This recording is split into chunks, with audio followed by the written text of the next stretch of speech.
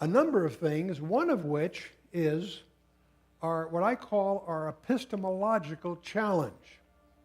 Epistemology is a fancy word for simply the study of knowledge, its origin, its scope, and its limits. If you take that in college, you're wasting your time because it's usually part of the philosophy department, and all they do is massage different definitions of words without dealing at all with tools of how to deal with the understanding what's really true as we try to explore our reality.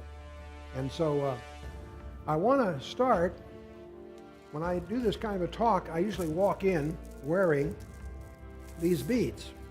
I want to talk about these beads before we start because I want to give you an IQ test.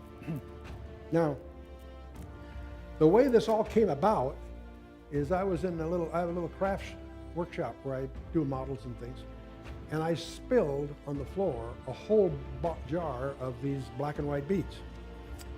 So as I picked them up, I decided I didn't want that to happen again, so I just picked them up at random and put them on this thread, and so that they now have integrity. I could take a few off that I need or whatever.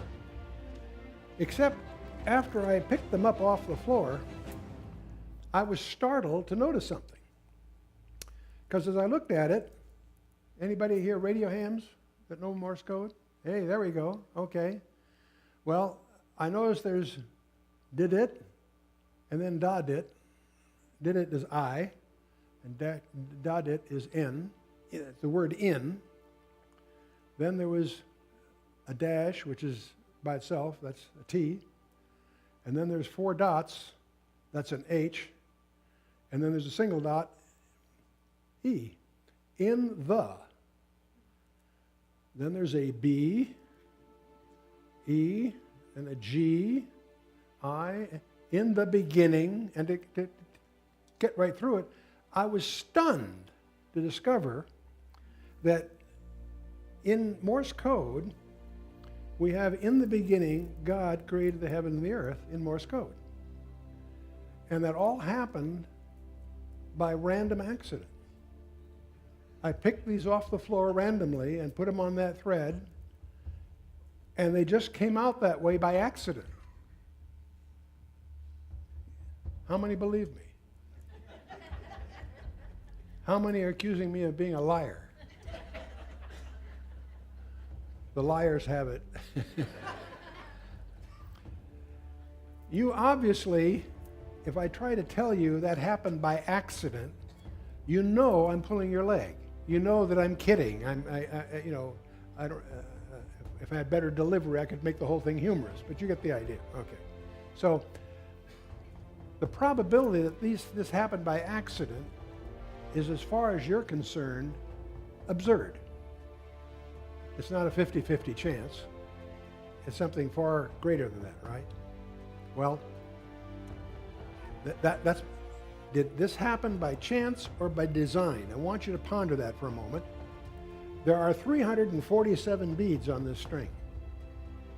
Now, there's only 2 types of beads, a black and a white. So I have an alphabet of 2. I have 347 of them, right? So the probability of getting any specific sequence is 1 chance in 2 raised to the 347th power. Or putting it another way, it's 2.8669 times 10 with 104 zeros after it. That is a very big number. In other words, that is really unlikely. I'm going to try to get across to you how unlikely that really is. From your own instincts, without having studied advanced statistics or anything, you knew in your heart of hearts that I was pulling your leg with my little story.